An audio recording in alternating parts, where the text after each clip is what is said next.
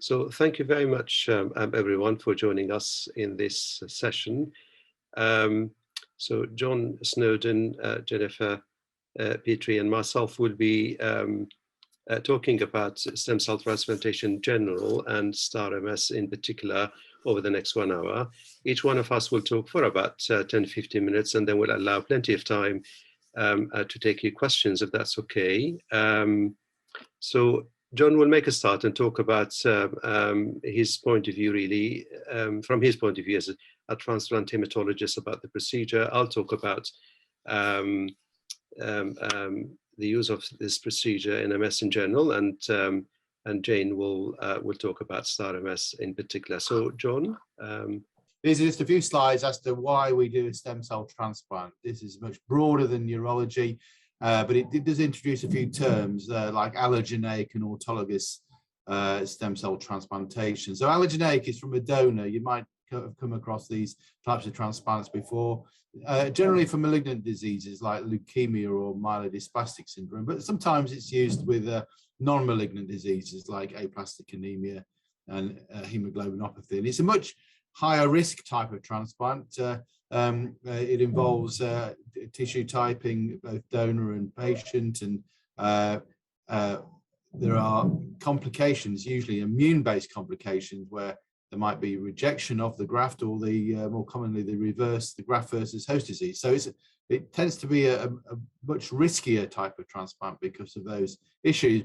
The more straightforward type of transplant, and it's the most commonly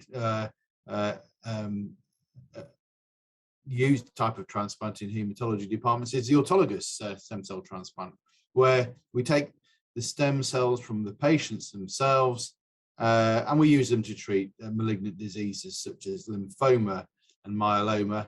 And it's really in this type of transplant the majority of patients have been treated for MS and other autoimmune diseases. So for an autologous transplant, patients undergo the stem cell harvest from themselves.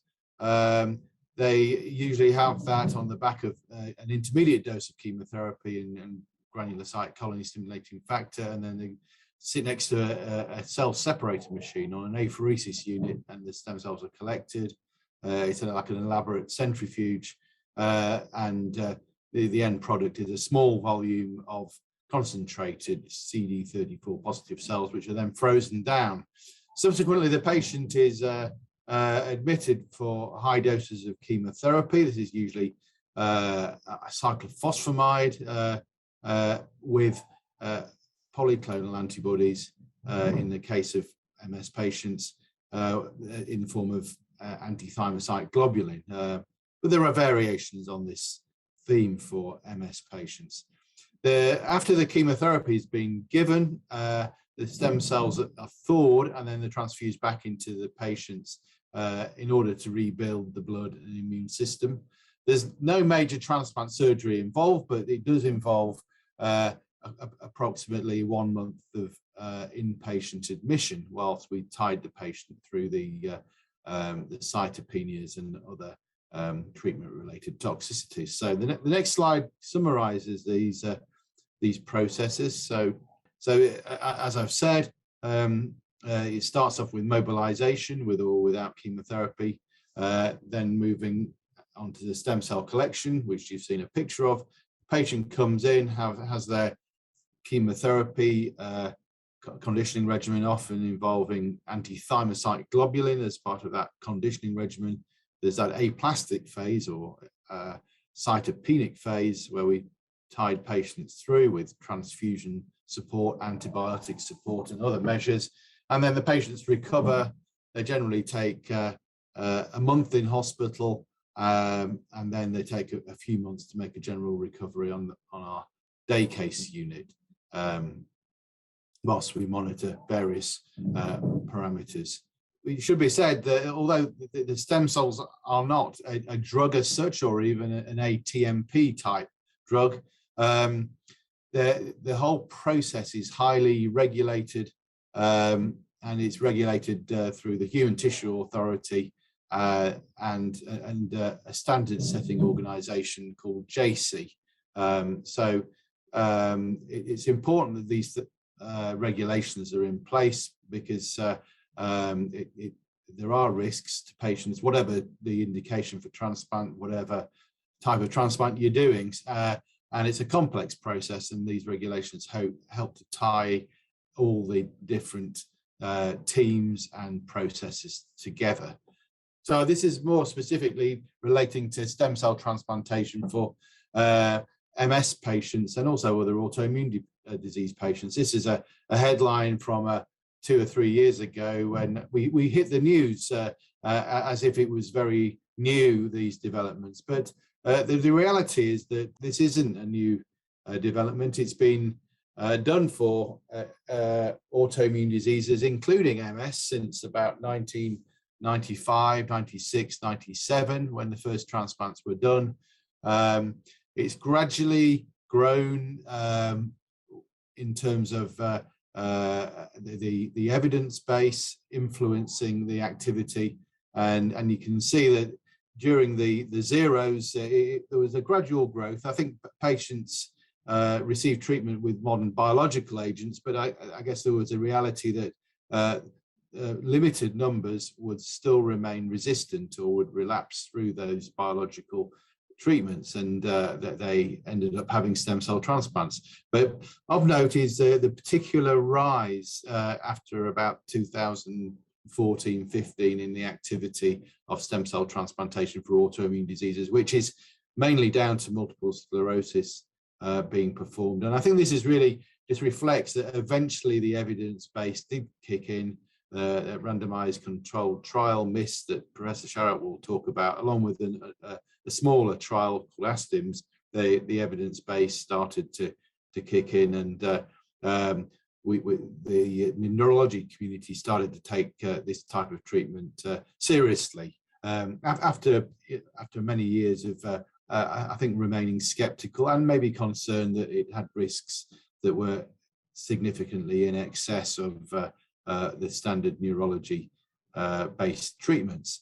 Even though it's the fastest growing indication for transplantation from an autologous source in the EBMT activity survey, I have to add that it's still a relatively rare indication in the whole scheme of things. I think it's 2% of transplants overall. And most departments will not have performed a transplant for multiple sclerosis. However, in places like Sheffield, King's, Imperial College, the transplants for multiple sclerosis and other neurological disorders have formed a very significant proportion of the work. So as I've said, the concept is not new. It's over 4 decades old now.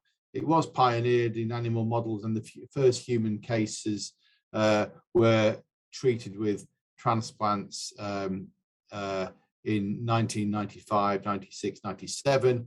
And it was really at that point in time the EBMT started to think about guiding the field, and it set up a database and also published some guidelines. So, and I'll just go on to summarize the current state of the database as of 2021. Overall, for all autoimmune diseases, there's around 3,600 patients being treated. Most of those patients have had autologous transplant, the simpler type of transplant that is used for MS and that we'll be referring to. Most patients are adults with a median age of 38 years. Patients are slightly more female, but that reflects the preponderance of autoimmune disease in the female sex. So as you can see, of all the indications, multiple sclerosis is at the top of the table as by far the commonest indication. There have been a number of other rheumatological indications, gastroenterological indications, and also rarer diseases like NMO, CIDP, myasthenia gravis have all been treated. So this is a general graph that shows the rise over the years in transplants for autoimmune disease. And more specifically, multiple sclerosis, which has shown that it's a very significant rise after about 2012 to 14 because of the increasing evidence base. And this slide summarizes the countries that have had the greatest interest, and I think that's down to whether the neurological communities have been keen to team up with the hematological community. So in Italy, United Kingdom, Sweden, and several of other countries, those partnerships have worked. The other issue is whether the health services have funded the transplants for MS. And fortunately, in the UK, we've had funding for most of 10 years in England, and that's something that's been worked out in NHS Scotland and Wales as time's gone on. And as I alluded to, the EBMT have been key in producing updated guidelines. This is something that I led on back in 2011-12, which I think probably stimulated a greater number of patients going through transplantation, whatever the indication. And there's been a range of guidelines, and Professor Sharrett will go on to mention the specific features of the guidelines written for multiple sclerosis and immune-mediated neurological disorders. So how does this treatment work? In autoimmune diseases, unlike cancer, there's no single cell to target, but undoubtedly you're going to get a debulking of any acute or chronic inflammation with the high doses of cytotoxic therapy, such as cyclophosphamide that we use. But the question is, how does it work in the longer term? And I guess there's been a lot of terms used, such as resetting the dysfunctional immune system, or and over the years, various elegant studies have been done in the translational labs that have shown that the treatment may have a longer term effect through re-diversification of the T-cell repertoire, the increase in T regulatory cells, and other mechanisms. As you will be aware, the causes of autoimmune diseases are probably a combination of disease susceptibility that's genetic, plus environmental hits such as viruses and various other infections, and possibly other factors like vitamin D deficiency. So various elegant studies have been performed looking at patients before their transplants, and then seeing what happens when you ablate the immune system and rebuild it from the building blocks of the immune system. So this slide summarizes a number of pathways that have been investigated, but probably the main studies have focused on two areas, as I've alluded to. This is re-diversification of the T-cell repertoire, which you see, but more specifically, it's the re-diversification of the regulatory T-cell repertoire, which is thought to be achieved. And these nice kaleidoscopic images show that some patients with autoimmune diseases have very restricted regulatory T-cell repertoires. Before the transplant, you can see that the kaleidoscopes are very much just two color in the top row, but ultimately what is restored is this much broader, diverse regulatory T-cell repertoire, looking like a kaleidoscope, and then you can see what this looks like in healthy controls. So that's one thing I think we're achieving through destroying the immune system and then rebuilding it in such a way that the immune system can be reset to a stage before the autoimmune disease or MS had been triggered. But this is ongoing investigation. As Professor Sharrett will refer to, there'll be the work of Professor Mararo down in Imperial College, which is tied in with our STAR-MS trial, which will aim to look in greater detail at some of these mechanisms. But I'm going to hand over to Professor Sharrock because there are some issues related to costs. So Professor Sharrock, do you want to take over from this particular slide and then go into some case reports and then more detail about the clinical studies that have been performed and ultimately our STAR-MS trial? Thank you very much, John. Yes, of course, I'll be delighted to. So this is an off treatment compared to other therapies, majority of our therapies, and the cost does come to that. These therapy that patients use, as you can see, the cost of that does vary between one agent and the other. These are the annual costs of these agents, and you can see really they go from £10,000 up to £56,000 over 2 years, and that's the cost of the treatment itself rather than the cost of administration and monitoring.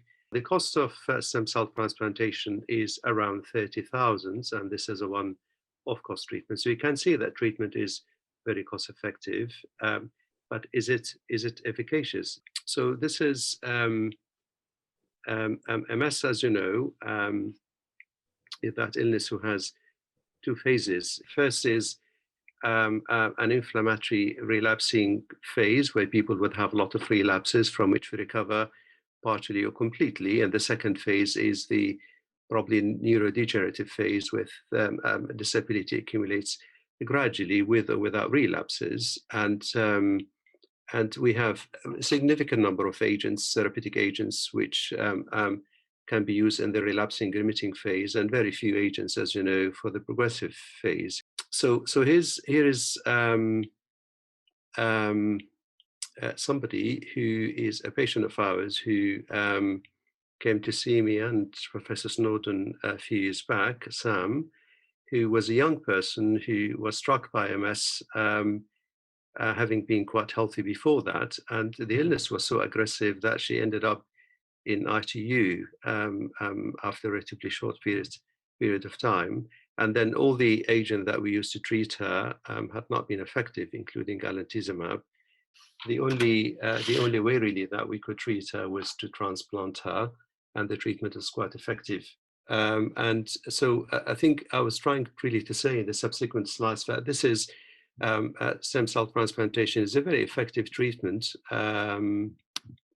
for people with relapsing remitting multiple sclerosis, but it's not the treatment for everyone who has relapsing remitting multiple sclerosis.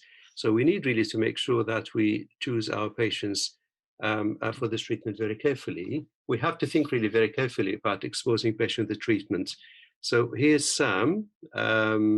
Here is Sam who had this significant disease, and the subsequent slide, Sam after treatment. And you can see how she is doing very well after that. The illness has left her with, unfortunately, a fixed degree of disability from which is not recovered fully. So it's a sledgehammer, this treatment, and we cannot really crack every knot with it. So we have to choose our patients very carefully. Equally, we have to choose, if we want to use the treatment, we have to use it at the appropriate time point so that we don't, if we use the treatment a little bit too late, then the treatment will not be that effective. And then I was hoping that one of my subsequent slides would show the efficacy of this treatment compared with other disease-modifying agents. And if we take an outcome measure called NADA, and this is a triad of ensuring that patients after treatment will have no further relapses, will have no disability progression, and they will have no MRI scan disease activity. And at 2 years, the best figure you can get really with the current disease-modifying therapies is a NADA of about 48% or thereabout with agents like ocrelizumab. With the stem cell transplantation, the best treatment that we can, the best result that we can achieve is a NADA of about, the worst result that we can achieve is a NADA about 70%. And you can see the difference between the efficacy of ocrelizumab and elotuzumab and stem cell transplantation. It's only fair to say really that the figures on the right-hand side, the stem cell transplantation figures have not come from clinical trials, whereas the figures for the disease-modifying therapies have. So what we needed really is a clinical trial to confirm the efficacy of this treatment. And that was a MIST trial. That was the first phase 3 study, which was run in 4 countries: United States, Sweden, Brazil, and England. And in that study, we randomized 110 patients into patients who have active disease, 110 patients who have fairly active relapsing remitting multiple sclerosis with 2 relapses over the previous 12 months, despite being on disease-modifying treatment. They were randomized into either stem cell transplantation or the best available disease-modifying treatment. And the outcome measure was disability progression. And out of the 55 patients who were randomized into stem cell transplantation, only 3 patients progressed, disability progressed, whereas in the standard treatment arm, 34 out of 55 patients, so the majority, disability progressed thereafter. Furthermore, those patients who received stem cell transplantation, disability improved markedly by 1 EDSS score, which is really unheard of in a treatment trial of multiple sclerosis. The norm really would be those patients who receive standard disease modifying treatments, efficacious standard disease modifying treatment, the condition will stabilize or improve a little bit. So an improvement by 1 point really is quite substantial and unheard of. So that's really phase 3 evidence of the efficacy of this treatment. So this is clear evidence of efficacy of this treatment in patients with relapsing remitting multiple sclerosis. There is a caveat as to what treatments in the standard treatment arm were used, just really to clarify. So agents like ocrelizumab, alentizumab, and cladribine were not included because the trial was done before these agents became available, or because of concerns about patient being switched really from standard disease modifying treatment into the stem cell transplantation. But what we needed really, evidence of efficacy of this treatment in patients who have other types of MS. This is a Canadian study, which was done in 24 patients with aggressive multiple sclerosis, relapsing and progressive disease. You can see the efficacy of this treatment is really unparalleled to anything else. So the vertical line is when this treatment was given, and you can see before that parallel line on the left-hand side panel, all these are MRI scan disease activities on those patients, and the other panel, evidence of relapses. And then after the treatment, no patient had any evidence of disease activity, and no patient had any relapses. But if you look at their disability, you can see, if you go to the bottom left-hand side panel, you can see some patient, the EDSS got better significantly, but in some patient, the EDSS just continued to get worse. So although this treatment can switch the illness off completely, disability can either improve or progress, depends very much on the type of MS that they had at the time of receiving the treatment. So this has really been also confirmed in prior study. This is a Swedish cohort. Again, patients were treated, and you can see that the best benefit really were obtained in patients who had relapsing remitting rather than progressive disease, a patient who had evidence of disease activity on imaging, and patients who have not had the illness for a long period of time. And this is really has also been borne out by work done by Professor Mororo, who collected data from the Ebmt database that Professor Snowden was referring to, and the similar database in North America. And again, you can see that the best results were obtained in patients who have relapsing remitting multiple sclerosis, as opposed to progressive primary or secondary MS. And again, young people who have not had the illness for a long period of time. And that's really sort of been the experience in Europe, certainly, for a number of years. You can see when the treatment was started back in the 90s, almost all the patients who were treated had progressive disease. but more patients with relapsing remitting disease being treated over the years. And you can see that there are also a group of people with aggressive disease who were treated. So the practice really to treat patients with mainly relapsing remitting, but also some people with progressive disease, and I will talk about that in a bit. Mortality, I think we had some slides earlier about side effects, and I'll just talk about mortality in particular. And you can see really that mortality, when the treatment was used initially in the 90s, was quite substantial, almost 7%. The mortality has dropped quite significantly over the last few years. And in fact, in this study, mortality was 0. And mortality over the last few years has been really sort of quite low. We quote in our center a mortality rate of 1%, and this is the mortality institutional mortality rate for everybody who receive stem cell transplantation. So really, patients would need to be counseled very carefully about this this serious side effect. So where really this treatment is at the moment in the UK, these are the Abn Guidelines. The latest Abn Guidelines go back to 2015 on the use of disease-modifying treatments. And stem cell transplantation does not really feature in these guidelines. The next is the NHS England guidelines on the use of stem cell transplantation, actually in the use of disease-modifying treatment for multiple sclerosis. And you can see really that in the bottom, you might not be able to see it, but in the bottom of that slide, stem cell transplantation is mentioned.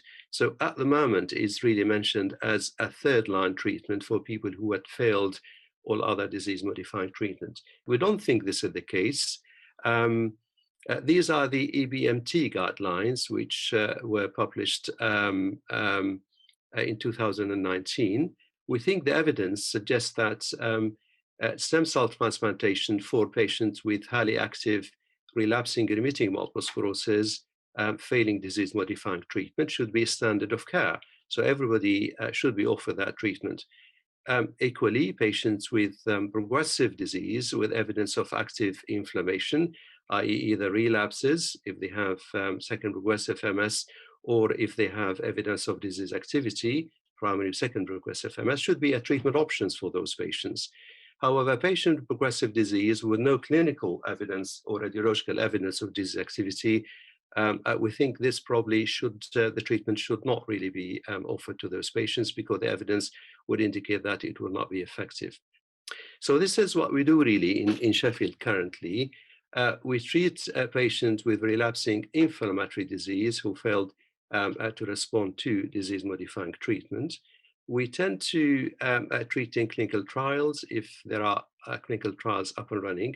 But if there are no clinical trials, or if patients don't fulfill the inclusion criteria for clinical trials, such as for patients with second progressive multiple sclerosis, if they have active disease, for instance, and there was a question a little bit earlier about that, we treat them on compassionate basis based on these guidelines I've mentioned a little bit earlier. We really treat, assess and treat everyone in an MDT fashion, and every patient is assessed jointly by neurology and hematology and treated and followed up in a similar pattern as well. So as I said, the remaining really sort of question that we need an answer for is whether this treatment is more efficacious, less efficacious, safer or otherwise in comparison with the newish, highly effective disease-modifying treatment. So alantizumab, ocrelizumab, and cladribine. And that's why STAR-MS really was designed and is currently up and running. And Jen will kindly take us through the study. So thank you, Jen. Good afternoon, everyone. So my name is Jen Petrie, and I'm the clinical trial manager for the STAR-MS trial. I'm based at the Sheffield Clinical Trials Research Unit, and I'm just going to provide a brief summary of the trial for you today. So the STAR-MS trial is being led by Professor Snowden and Professor Sharrock, both based in Sheffield teaching hospitals. We're also working closely with Professor Paolo Muraro, who's based in Imperial College, and he's leading the mechanistic aspects of the trial.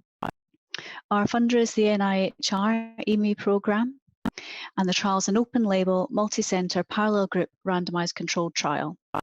Participants will be allocated in a 1-to-1 ratio between receiving stem cell transplant or treatment with a DMT. We're aiming to recruit 198 participants in total from 19 JC accredited centres across the UK.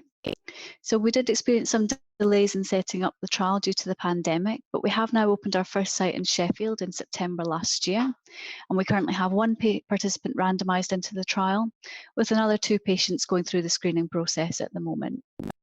We're currently working with all of our other UK centres to get them activated and recruiting as soon as possible.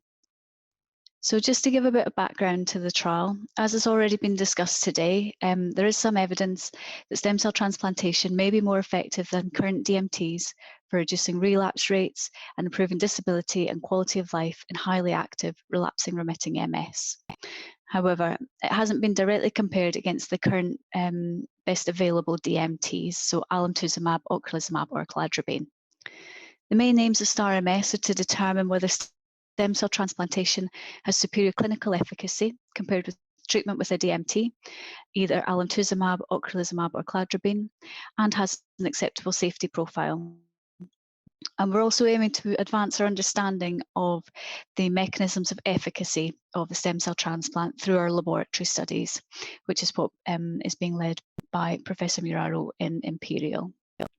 The primary outcome for the trial is the NIDA rate at 2 years post-randomisation. As Professor Sharrock already indicated, NIDA stands for no evidence of disease activity, and it's defined as an absence of all 3 of the following. So protocol-defined relapses, EDSS progression, and MRI disease activity. We also have quite a large number of secondary outcome measures within the trial, including safety, clinical outcomes, and quality of life. In addition to this, we have a few optional sub-studies within the trial. The mechanistic study involves blood and serum sample collection and will investigate immune reconstitution after treatment to assess immunological events that precede disease recurrence after stem cell transplant or treatment with a DMT. The neuropsychology study will assess the effect of stem cell transplant compared to DMTs on cognitive recovery using a number of standard cognitive assessments. And the optical coherence tomography or OCT study will compare markers of neuronal injury, axonal damage and inflammation between the 2 arms. And in addition to these 3 sub-studies, we're also collecting blood, serum and CSF samples for use in future research. So as you can imagine, participants taking part in STAR-MS do need to meet strict criteria to ensure that they're suitable for the trial. This slide just summarises some of our key eligibility criteria. So to be eligible for the trial, a patient must meet all of the following criteria. They must be aged 16 to 55. They must have a diagnosis of MS using the 2017 McDonald criteria, have an EDSS score of 0 to 6 inclusive, and they must have relapsing remitting MS with 2 or more protocol-defined relapses, or 1 such relapse and evidence of MRI disease activity more than 3 months before or after its onset in the last 12 months, despite being on a DMT. Patients will not be suitable for the trial if they meet any of the following criteria. So if they have a diagnosis of progressive MS, a disease duration of more than 10 years from symptom onset, any previous use of alemtuzumab, ocrelizumab, cladribine, or stem cell transplantation. I'll now just briefly cover the trial treatments in each arm of the study. So for participants allocated to receive the stem cell transplant, the regimen will be given as per the MIST trial, which Professor Sharrock's already summarised. Mobilisation will be completed with cyclophosphamide and GCSF, and the stem cells will then be harvested and frozen for use later. Between 3 to 6 weeks later, patients will start the conditioning regimen, and this will include cyclophosphamide, ATG, and GCSF before the stem cells are reinfused at day 0. Standard supportive care will be given throughout the transplant, and patients will be followed up weekly by the haematology team for around 3 months. For patients allocated to the DMT arm, a decision will be made as to which treatment the patient will be given. There are currently 3 treatment options within the trial: alemtuzumab, ocrelizumab, or cladribine, and the decision as to which treatment is given will be made by the local clinician, taking into account participant preference. Treatment with the DMTs is as per standard practice, so I won't go into detail on that now. I did just want to note that we're currently planning a protocol amendment in the near future to add ofatumumab as a treatment option in the DMT arm of the trial.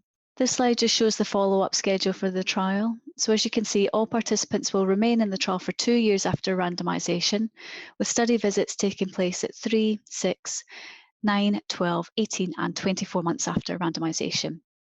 A number of assessments will be completed at each study visit to collect the outcome data for the trial. Finally, this slide just shows the STAR-MS study team along with our email address. You can also see that our website address is on here too, and we do recommend taking a look at this if you're interested in finding out more information about the trial. I think that was everything that I needed to cover about the trial just now, unless Professor Sharrock or Snowden wish to add anything else before we move to the question session of the webinar. Jen, thank you very much. I think that's great. I think because we only have 15 minutes, lots of questions. I would be grateful if we could take the questions, if that's okay. So, John, if you were able to join us back, I think it will be good. So we've had a number of questions. I was trying to answer some of those.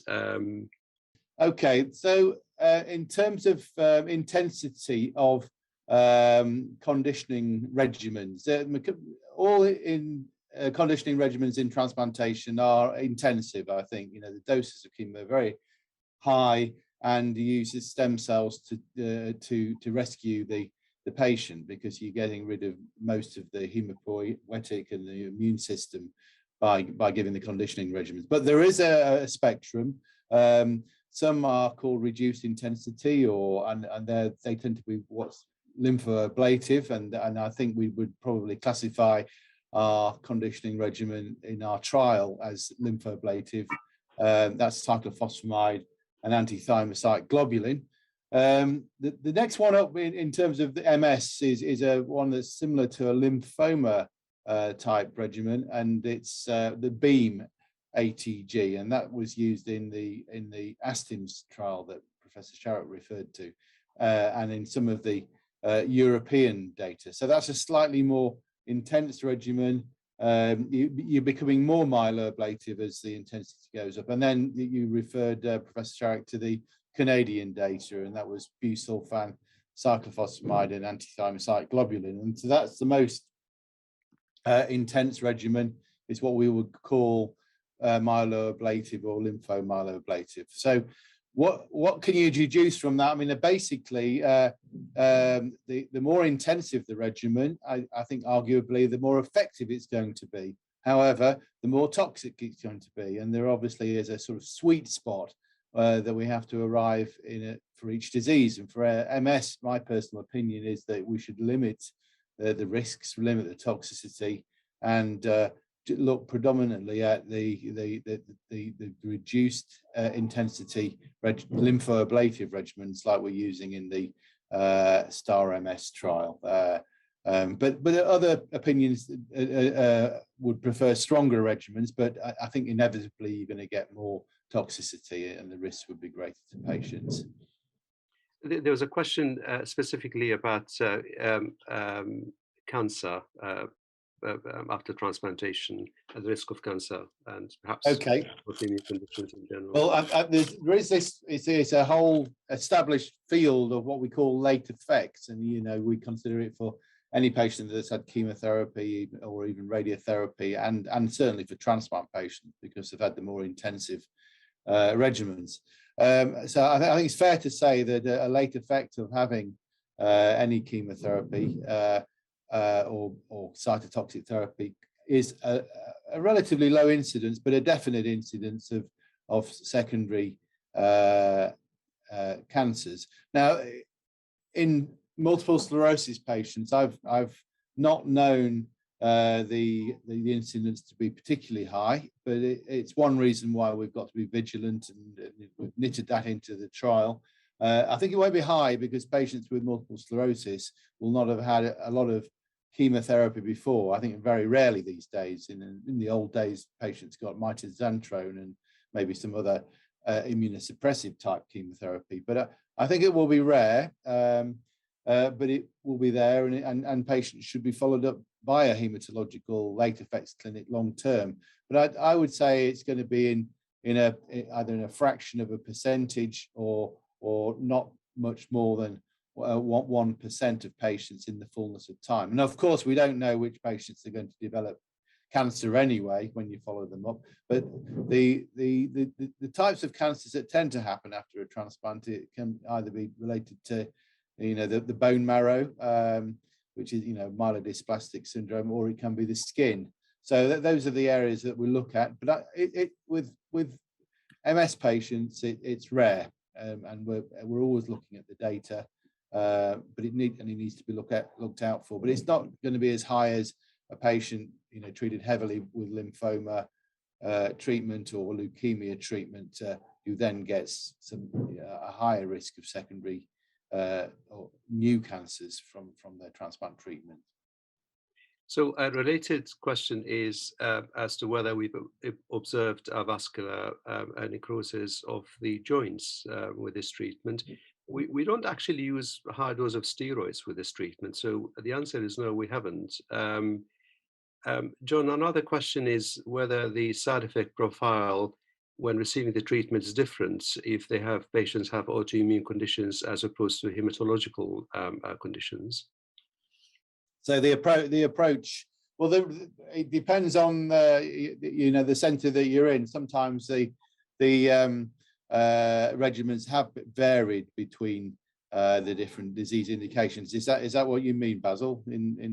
Yes, I mean, I think the question is whether people with hematological indications. Well, the other common indications include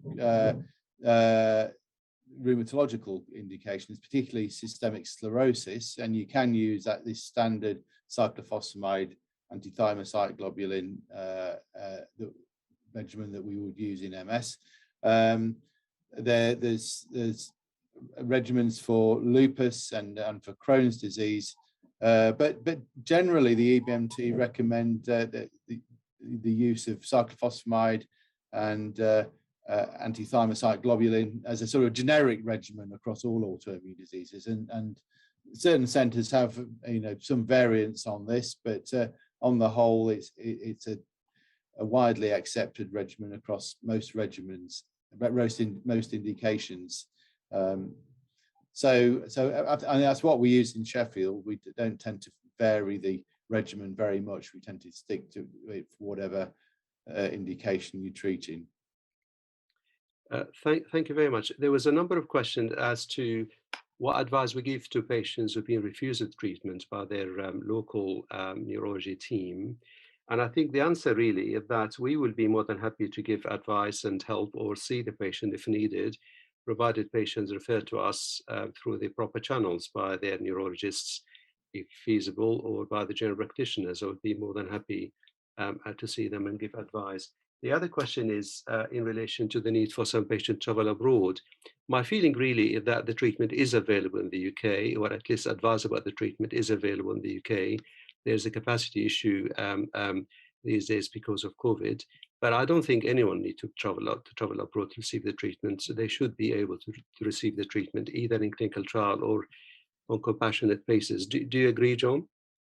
I think for most indications, but particularly for MS, it is covered within NHS England, and I think the recent changes in NHS Wales and Scotland have enabled it in those health services. So it's also covered for scleroderma, for Crohn's, for a number of other indications. It's not covered for every indication. We had to go for individual funding requests, for example, in stiff person syndrome patients we've treated, but I don't think there should be a reason for any MS patients going overseas.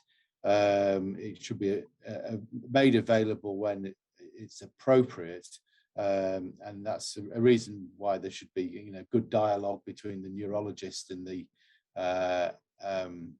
patient. Sometimes patients seem to fall out with the neurologist who won't refer them on. Maybe them not referring them on to a team that is familiar with transplants and delivers transplants. Maybe that's one issue why patients do take it upon themselves to go overseas.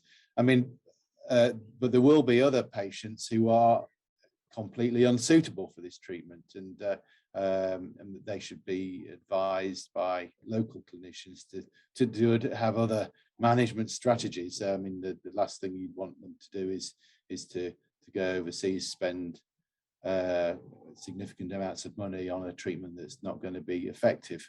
However, those patients that are suitable should be retained in the NHS, and that should be given this treatment either on this trial or on a compassionate basis, because it can benefit them. But they need to be carefully counselled and selected.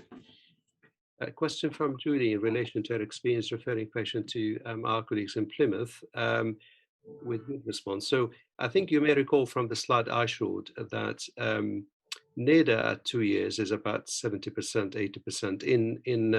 In STAR-MS, NIDA figure was much higher, probably 90 odd percent.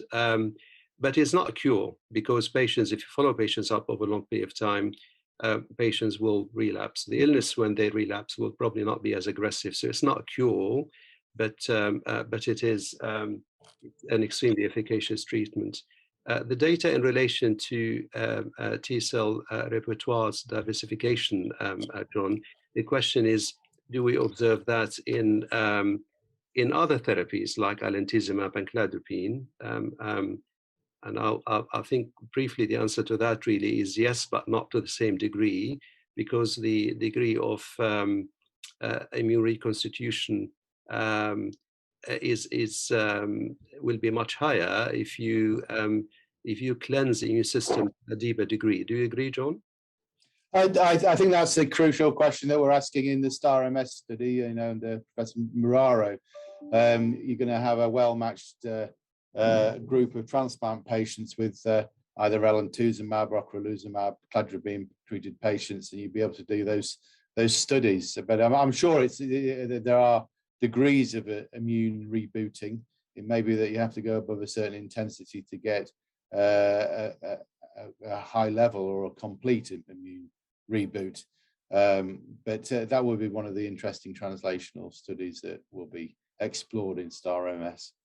Question about the duration of the illness, whether patients who have the illness for a long period of time can benefit from the treatment. I think the answer is yes, although we say that patients will benefit from the treatment if they had a relatively shorter duration of the illness. That doesn't mean people who have the illness for more than 10 years, say 15 years, will not get benefit from that. But we talk really in general that those patients who had a relatively shorter period of time in large cohort of treated patients will get really more benefit. But every patient should be addressed really on their own, and should be treated on compassionate basis, provided the MDD decision that they will get benefit from the treatment. Question about comorbidities, that's to you, John, really. Is a patient have MS but other MS-related comorbidities, will they still be suitable?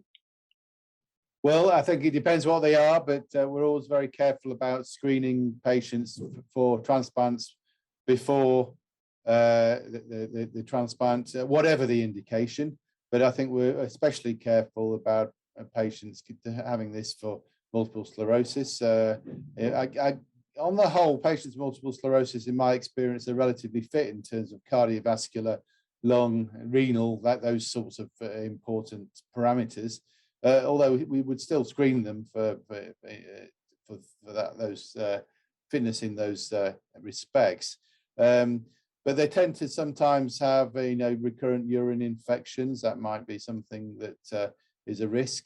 They sometimes have higher levels of respiratory infections. They've been on immunosuppressants, so we'd need to take a careful infection history.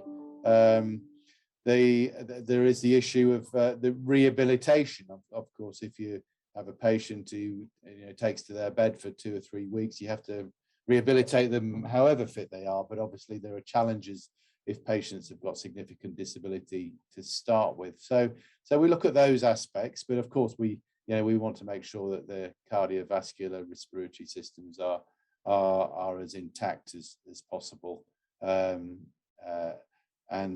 Because those are the systems that really have to help the patients compensate if they get neutropenic sepsis or other transplant-related complications. A question about the use of Tasapri as a treatment option. I assume really the question in relation to star MS? Well, we don't have TASAPRI in star MS because it's already the answer about the efficacy of TASAPRI is already being answered in MIST. So TASAPRI is not part of that.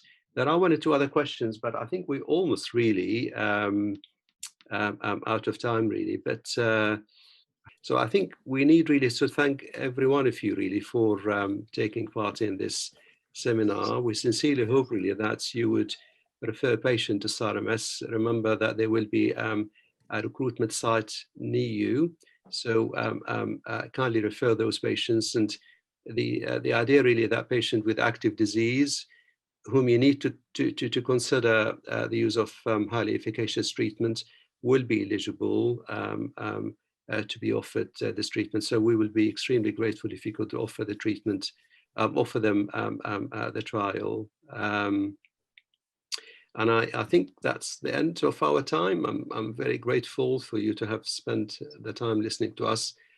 John and Jen. There was a late question, washout period. I notice anything do you in the last few minutes? Do you want to mention washout periods? Yeah, far away. Consider those. No, well, you're in terms of washout of the EMTs. Yeah. So at the moment we don't really.